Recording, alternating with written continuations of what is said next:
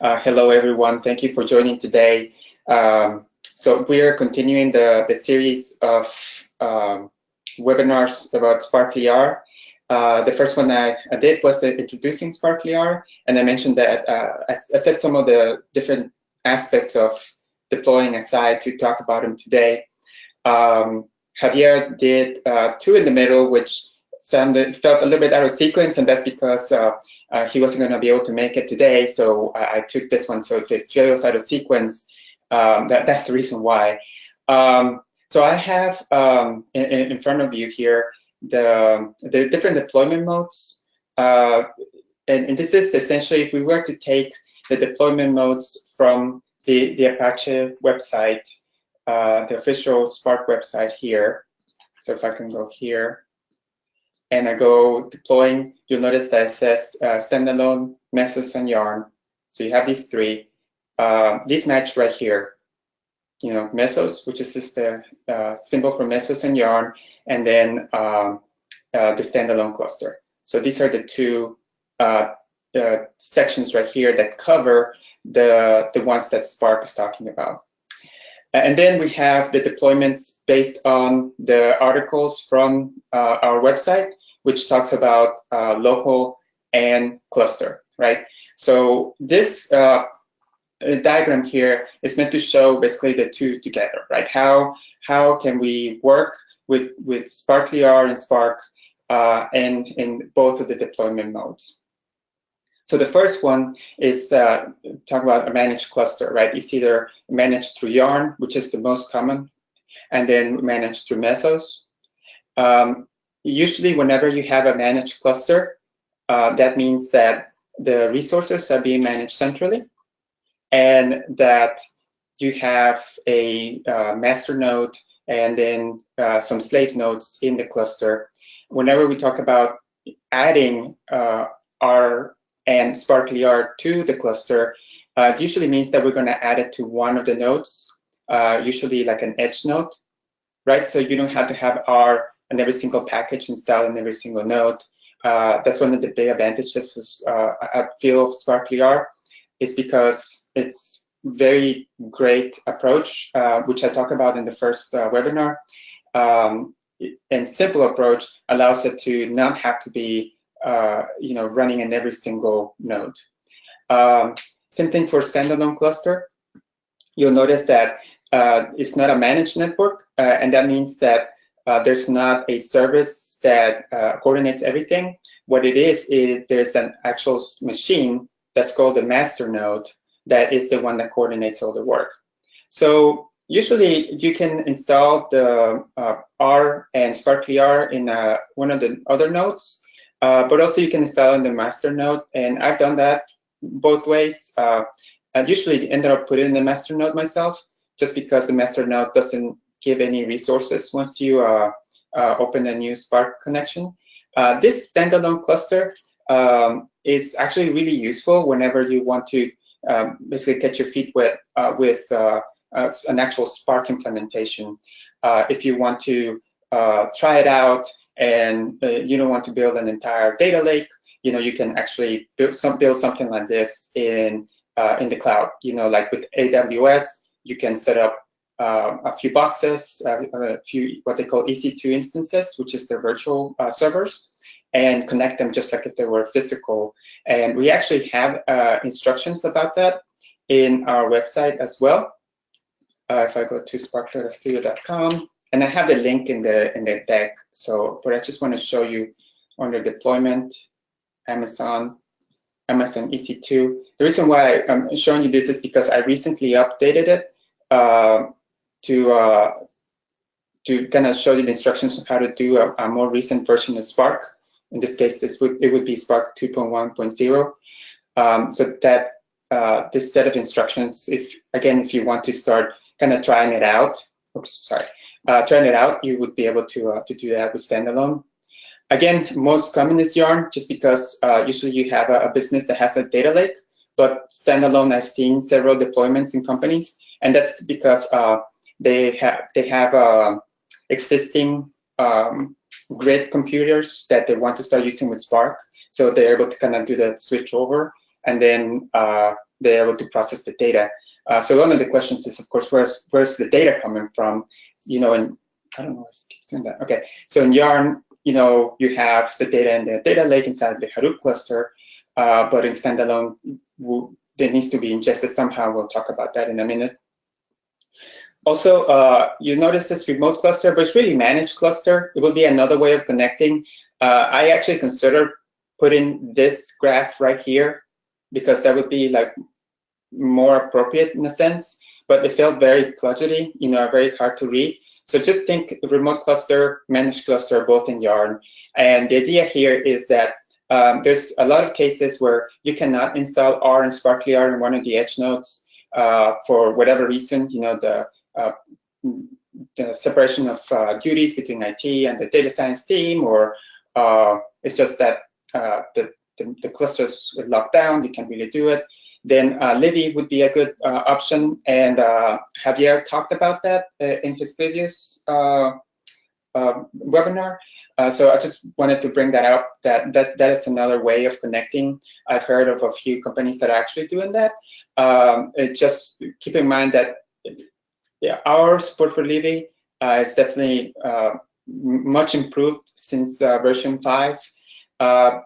But I think you will have to do a good review of how this service works, because you had to start a service, a Livy service inside the cluster, so your remote users can connect.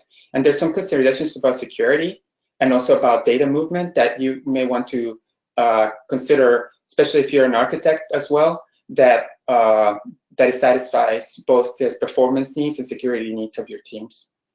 And of course, local, which is like, as I mentioned in the RStudio.com site, we have local and remote and cluster, excuse me. So local is really cool, and this is what I used in the first webinar, which is that where you can actually start a Spark environment inside your laptop and be able to do all sorts of things just to try it out and be able to see how it works. If you recall, hopefully you were in that first one, I was able to switch over and see how the memory was being managed and show the UI and all that stuff. So it's really nice to do that. Also, it works in other environments or operating systems that is not Linux. So all this would be in a Linux environment, except this. So local, the way that Sparklyr was written is that it can also run in Windows machines and in Mac. And I'm running on a Mac, and I did that demo. So this is a very good way of getting started. Another thing that I noticed that you can do with Sparklyr on a local mode, although it's not a prescribed thing to do, is if you want to do use multiple cores for an analysis, that's something that you actually can do with your Spark environment. I actually found out that reading in data with a Sparklyr connection on a file that is larger than 1 GB is actually faster with Sparklyr. So it was pretty nice to test out. You know, if you want to, if you're curious about that, I definitely recommend trying starting a local environment with your in your laptop. All right. So recently we included, when I say we, I mean Javier included Spark Apply function. This does change the paradigm a little bit, where we usually say, like I was saying here, you don't need to install R in every single node. In this case, you would if you want to do Spark Apply. So you don't have to have every library installed. That's something that the Spark Apply command will help you do. But you do need to have R in the nodes that you're running against.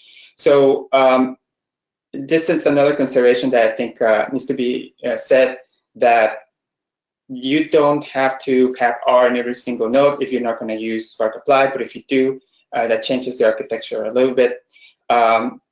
If you're a data scientist that is trying to find the easiest way to move your R code into and scale it up, this may be a good way, at least as it looks at first, but just know that the code that you're running in here would have to be highly parallelized. So the good way of thinking about this is, if I have a let's say a model that I want to run or want to fit against all the customers in my database, right? So I want to run a linear regression, a single linear regression against each individual customer. Then this model may work really well for you, because what it's doing is that it's going to take each of those customers, it's going to run the model in each worker node, and so it's going to separate the job that way. But let's say that if I were to have a really large job, let's say I want to run the same model over all my customer activity, regardless of who the customer are, then there's no good way of parallelizing it, and that's where that may not be the best choice to do the Spark apply, or at least this way. It may be better to consider a native, Spark machine learning library, or maybe an extension like a H2O extension, for example. So I just want to mention that as you start using Spark Apply and getting acquainted with it, that that would be a good way of kind of knowing if you can switch or not. So let me go here. Something that I found, and speaking with some folks who are getting into Spark or getting into R, we have enterprise architects that give us a call to understand all this stuff, and hopefully I see there's several attendees. So if you're an R user that's getting into Spark, hopefully you'll see some of the stuff today, some new concepts. This may be very earlier on in your Spark career, so I want to introduce some concepts. And if you're more on the architecture side, if you're on the big data environment already, hopefully some of the stuff I'll show you today will be also new to you, that you can see how it can be used for data analytics, at least from the R perspective. So real quick, Spark concept. So we have a driver, a master, a worker, and an executor. So just to clarify, sometimes the executor and when we say executor, it gets confused with a worker, or sometimes we hear the term of driver, and it's kind of hard to separate all of them because it's not the same terms that we use in Hadoop. So a driver is essentially the program that starts the Spark context. So that would be Sparklyr in our case, right? And usually the machine or the server that starts that program is considered a driver node. Then the master would be whomever is managing the Spark job, it could be, like I mentioned, either a machine itself, a server, or a service, right? Like Yarn. And then a worker is essentially the machines where you're going to actually do the heavy lifting, right? It's going to do the calculations. But where it gets tricky is the fact that each worker will not handle only one job. You can actually have multiple jobs running inside the same worker, because how Spark works is that it splits the work amongst executors. So you can technically have more than one executor inside a worker. And that is very important to know and to keep in mind, because that goes back to how we do those deployments. And when I say deployment, I'm actually also using a higher term, which is not only deploying a new environment, but also deploying analysis and deploying a new connection to Spark. Another thing that is important to keep in mind is how we do data load with Sparklyr. So at the end of the day, it boils down to two options that we have. The first option is to essentially tell Sparklyr where the data is, right? So we tell Spark, hey, the data is in this Hive table, go ahead and cache it, right? So when it caches it, it never goes through my R environment, it goes directly into the Spark cluster, and then I can use Sparklyr to see the data in there. I can also tell, hey, my data is in this S3 bucket, go get it. Then Spark can go and get it through a Spark package, to be able to know how to read the S3 data and bring the data in. Again, it doesn't go through R.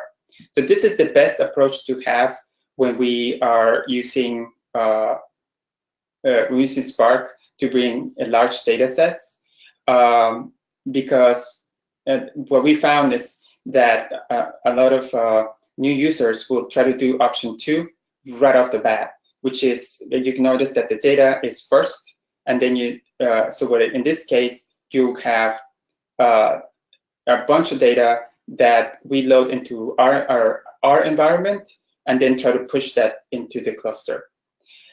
This works really good, and in fact we're going to see that today. But for smaller data sets, usually you want this option 2. You will need to use it for lookup tables that to enrich the data that you of the main data set that you already have in Spark. This option 2 should be the last option that that you should take. Option 1 should be always the first thing that you want to look at. You want to make sure that the data is Spark ingests the data, not that R ingests the data. This, like I said, not knocking down option 2 because it's very useful, like I said, to bring in more information, more meta information about your data, but shouldn't be your first choice. 2 things that Spark needs to read the data. Obviously, access to the data, and the second is a parser. So it needs to know how to read, Redshift databases, how to read CSV files, how to read Hive data, how to read S3 buckets. So all that different parsers are usually handled via a package, right? And when I say access to data, I'm going to switch back to this one right here. So when I say access to data, it means that every node in that cluster needs access to that data. This means, and which is kind of tricky because sometimes we may have a file that we bring into this node, but these 2 nodes cannot see the file, right? So when we try to load it into memory, it won't work because they don't have the same path to the file I have in the file introduced or uploaded to the one node. So that's why I mentioned here that for standalone mode, especially, simple approach is to create a network share. So if you want to do, a simple file that you want to read, have, Spark read into memory without having to have an S3 bucket, or if you don't have a data lake, then just use a simple network share. And I've done that, the Samba share. It's you make makes the same path, relative path, the same amongst all the nodes in the cluster, and you're able to ingest your data. Oops. All right. So let me. So I have some reference links here. We just released this new article, and I'm going to talk to it here in a second. And also we have the standalone deployment in AWS, which is the one I mentioned that if you want to start getting acquainted with the deployment modes. And also this one, which I'll be updating by the end of this month. Yeah, next month. So some of the stuff I'm going to do may be a little bit different than what you see in this article, and that's because I need to update it. But the main concepts are there about how to use S3 data with Spark. So let's go to the demo here. Okay, so I'm running right now in a Hadoop cluster. It's a Cloudera cluster that has essentially 4 nodes, right? And my my name node right here. And in that cluster, I have I say physical details. So on AWS it's not really physical, but it's 4 worker nodes. They have 15 gigabytes of RAM. Each have 4 cores. So obviously we have a total of 16 cores, 60 gigs of RAM available. So it's a very small cluster. But hopefully you'll see some of the examples here and how that would apply to your cluster.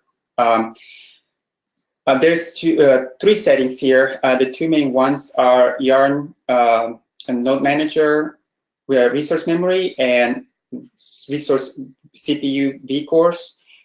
These are the 2 that may need to be updated in your manager, whatever system you use to manage, in this case, Cloudera Manager. You can make those changes in the actual setup. So this may be something that you need to work with your big data administrator. And I talk about that in that article here, the deployment connections article that's mentioned here. I'm going to show you the cluster. Yeah. Because usually there's an error that occurs that the default is set pretty low, like 8 gigabytes per executor.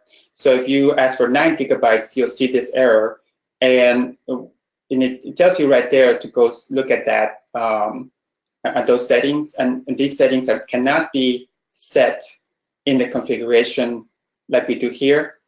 Those settings can only be changed in the manager here or directly in the XML file for Yarn. So that's something very important to keep in mind. So you can do the configuration changes by updating the Spark config. So you make a copy of that and then make some of the changes. So one of the things that I mentioned here is that for your user configuration, start small and just build slightly bigger. So I've seen some configurations, I'm going to say that, I mean these configurations that essentially look like this, like 20 lines before you even get to the connection, and it makes all sorts of changes. It's making no sense of what is being requested. So that is okay if for whatever reason that's what your environment needs. But if you're a new user that just trying to get some more performance out of your connection, try to start small, right? In this case, we just have executor memory, executor cores, instances, and the dynamic allocation, the same ones that are being proposed here in the article. So you can always go back to here, and I can connect. So notice that I'm going to connect here, and all I'm doing is I'm requesting 1 gigabyte per executor, 1 executor core, and give me 10 instances. So because I'm under my threshold, obviously, of the 32 gigabytes, I'm going to expect it to give me 10 instances because I have definitely more than 10 cores, and that's what I'm going to expect to see that return. So we go to Hue. I got one job running, job number 26.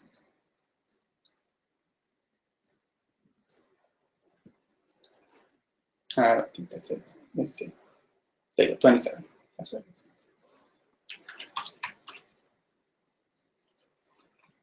So I'm able to see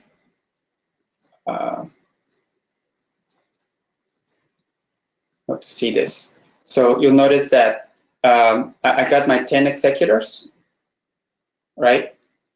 And each one is giving me definitely like half of what I requested in memory. That's because of the overhead that is taking from my session, my requested session. And it's also, but it does give me all the executors that I asked for, right? So very important to see, going back to the point about that one node can have multiple executors. So this is a worker node. See this, it has the same IP address, but it has 2 different ports, right? And these are the ports to the actual executor. So here you can see that there's 2 executors in the same machine.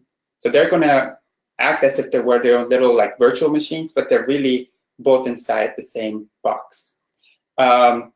This is important to also note that there's a balancing act that has to take place between how much resources you're giving each executor and how many executors you have, because in this case, this is a very small cluster again. But when we're talking about larger clusters, there's certain best practices that you need to approach it, use to approach it. So I would definitely recommend you going to this article. I have a link to a nice Cloudera article where they discuss that and can explain how the resources are given and some of the best practices are talked about here. So I would definitely go back to that. But note, put this here. Note that we got the resources that we wanted here. So I'm going to now send over this Spark flights. So I have a flights table that's already in my cluster. So let me show you. It's already there. So I only have one Hive table that shows up here, and I just made a pointer to it. So the flights Spark is just a pointer to the table, and then I can do just a straight count.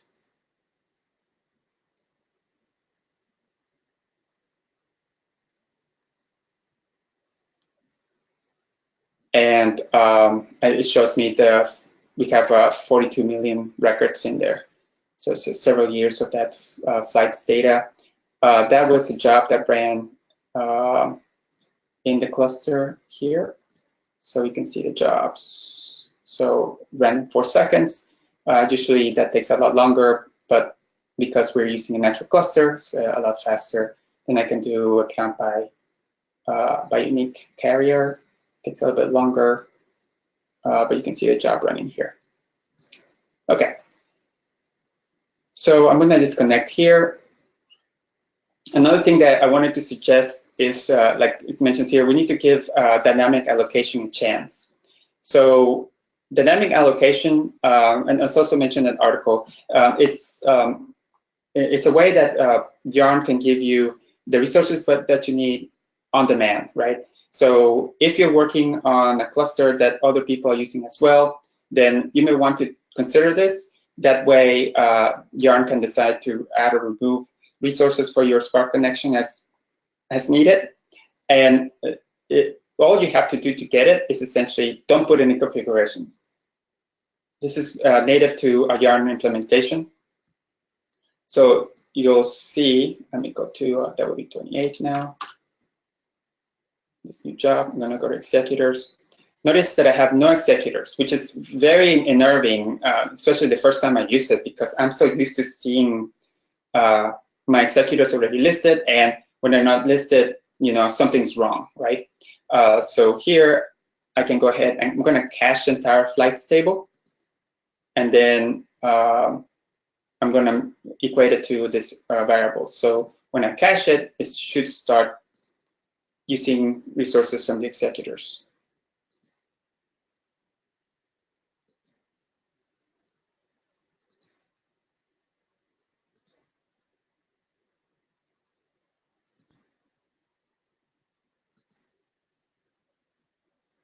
So you see that there, all of a sudden now we have active tasks.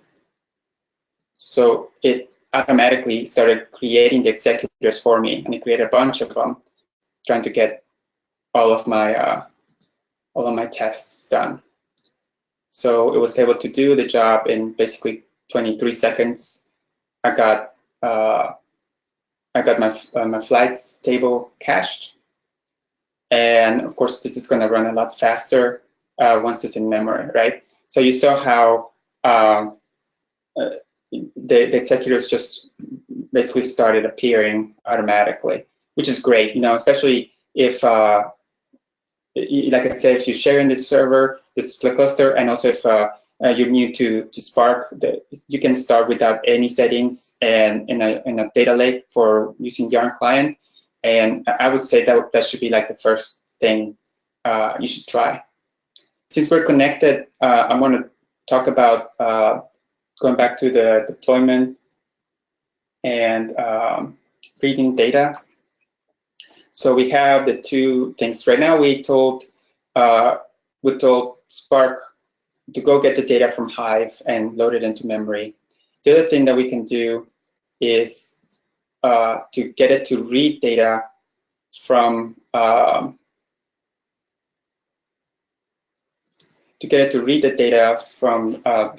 our local machine, right? So I got an error there. So let me show you here. So it says Spark read CSV. We want to read the plain CSV file, right? Which is right here. So if I run this, I actually expect it not to work. So I'm going to run that and see it fail. And the reason it fails is because Spark read CSV is not reading against your home directory in R, it's actually reading against your cluster. So you'll notice that if I were to show you in Q my files here,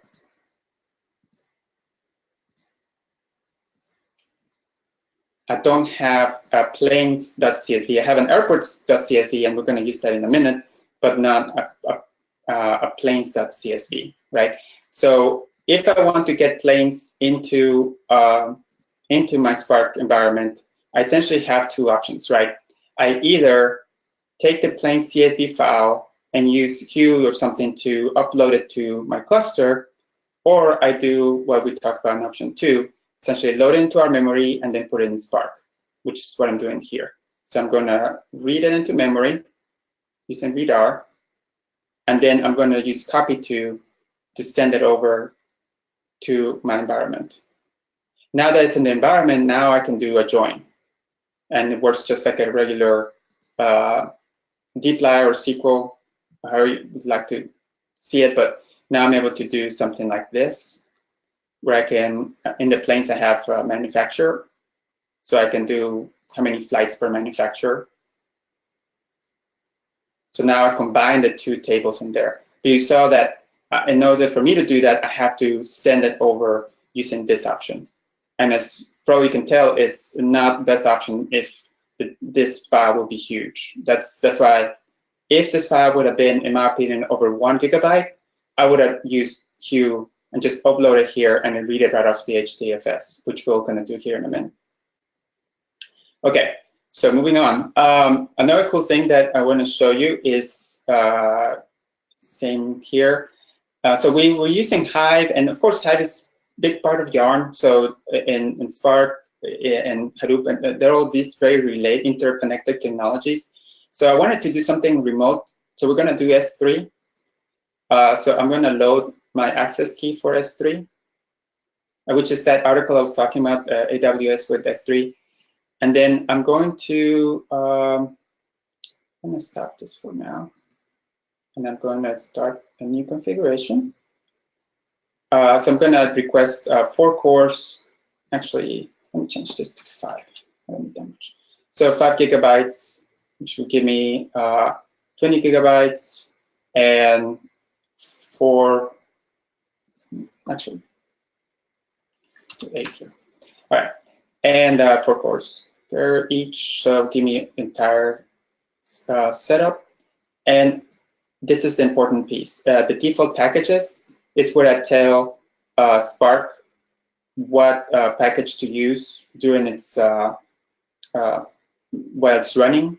And in this case, this Hadoop AWS is the one that we need to run for it to be able to parse S3 bucket files. So I open the connection, and that should create a new one here. Here.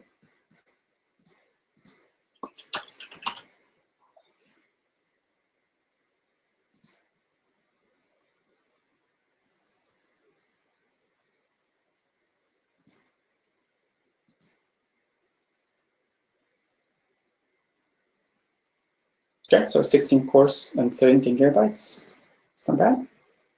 And that's my spot. Okay, and now this is really cool. So I can tell the path on a Spark read CSV. I'm telling Spark to go to this path. And this path right here, S3A flights data full, is this right here. So I have an S3 bucket in this full folder.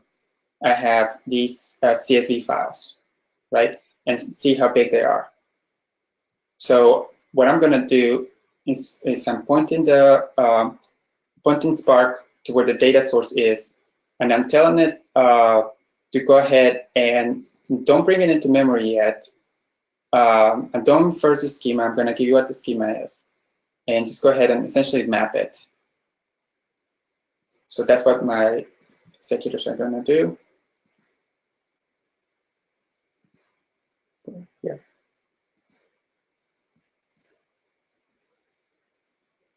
Just done. You see that it was a very light job. It's just basically going over to S3 and confirming that what I'm telling it is there. And now, oh, and another thing, I also mentioned that in the first webinar, you notice that I don't put the file names here, I just put in a path, right? And what the trick here is that every single file in here has the same layout. So it's being used just like it would be in Hive if you're related to, if you are aware of how it works in Hive, that you have multiple files, but all of them can have, should have the same layout, so they're all considered one big file. So the next thing I'm going to do is I'm going to cache some of the data, and I'm using compute. So now I can see in storage as the data gets cached. So you see as it's caching memory.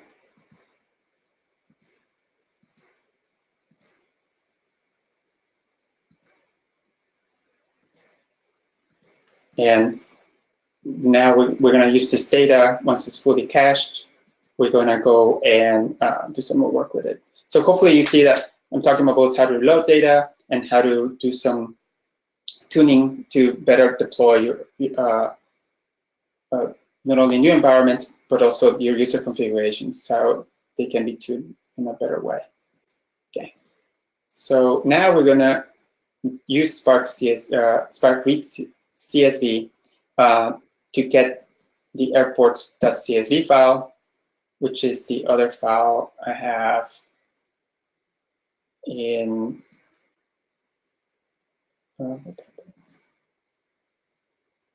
here. The other file that I have here. So that is in HDFS. So I'm able to say, get it from there.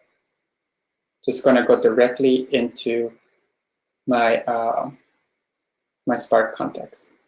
And from there, I can join it. And now I can do some analysis with it. I can get like the top busiest airports.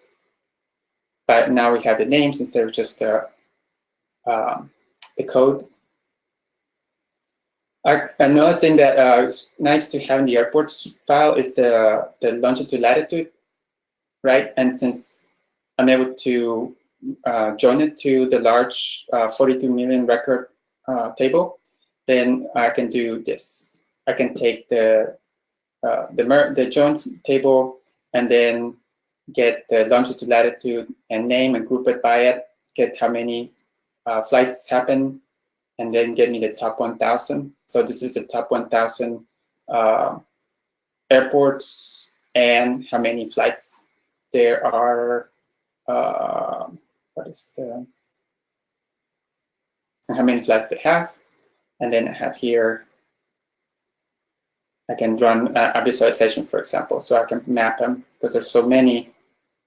You'll see that it actually shows you a shape of the US already. And what I did is I have the colors in as well as the size. So it's very easy to see where Atlanta is, where Houston is, Chicago. You know, so easy, very easy to visualize. And I use the collect to get the data back into our memory. And until now, we have some data as a data set. But you see that we're not getting anything anywhere near to what we would, the amount of data that we're working with inside R. Last thing I want to show you is this new package I've been working on called DBPlot. There's a new thing that, new feature of it where you can actually run a box plot. So you can definitely do it manually and you can look at the code if you like.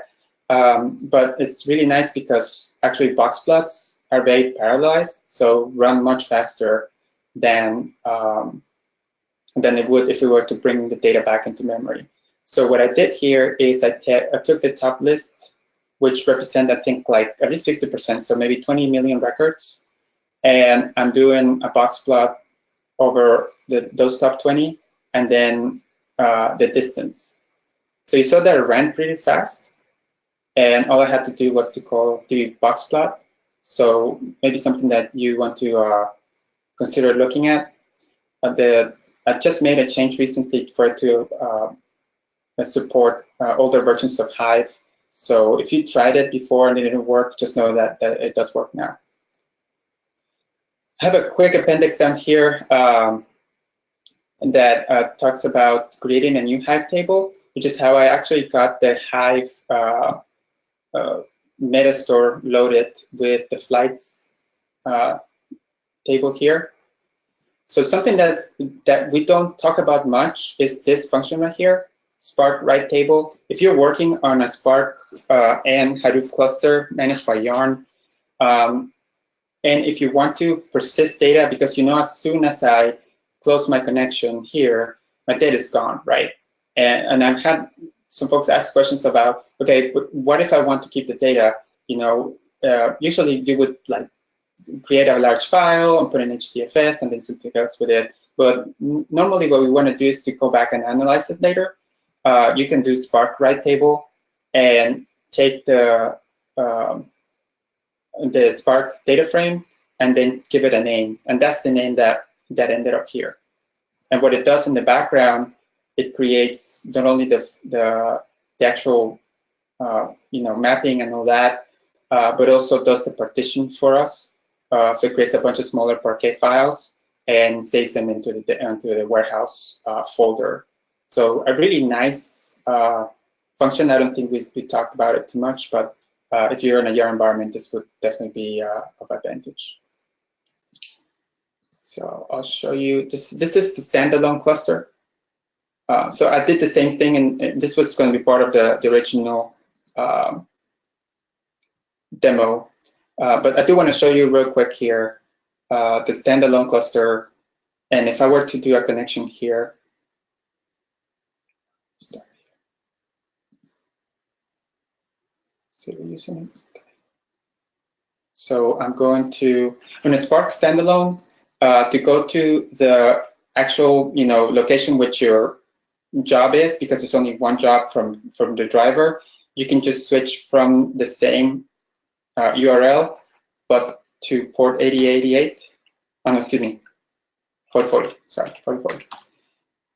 And that will show you here all the jobs, and I can show you here the executor page. Something about the executor page is that the course will always be managed by the master, and will always have be regarding how many actual servers you have. So it's very rare when we're going to need more than one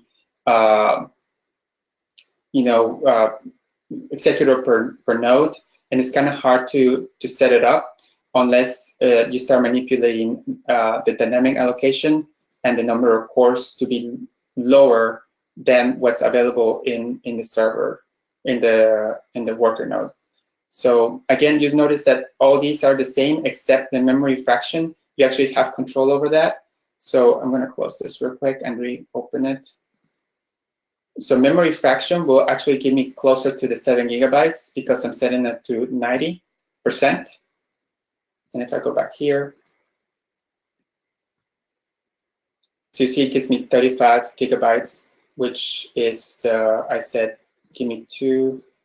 So I'm going to reopen it here, and I'm going to say, yeah, 90% what I'm asking for. So if I were to change this to 30%, for example.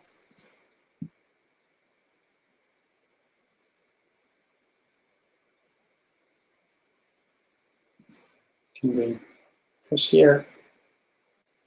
And you notice that now it's much lower. And that's because the fraction is something that you can control. It's a big point that if you're going to be doing some standalone, it's also mentioned in the article, consider moving the memory fraction a little bit to if you need more space in your cluster. So just to kind of do a quick review, I'm going to go back to here. If you have this is to me the key item for today. If you have data load options and questions, definitely think about these two options, right? And always try to load the data from the remote source directly into Spark, and always consider the option 2 to be more of a just for smaller tables, as well as last resort if you don't, not all the nodes have access to the same data source. Okay, so that's all I have, and thank you. We have a new door that's open to us with Sparklyr as data analysts. The way that Sparklyr approached this has helped us to be able to use Sparklyr in a very effective way. And the other thing that tells me is the fact that we're having webinars and really promoting it and also developing it is just goes to show that our commitment to make it even better for everyone, that I think that says a lot as well. So I know that natively, like, Spark really only works with Hive. So there may be a way to get some HBase connectivity, but I haven't worked with it myself. That's something that is interesting for us to look at. We also have a separate effort to start doing more support of different data sources directly into R through the data connections tab that is new. You notice that it's not called Spark anymore. And HBase is one of the ones that we're going to test, so I'm sure we're going to have some documentation about that here soon.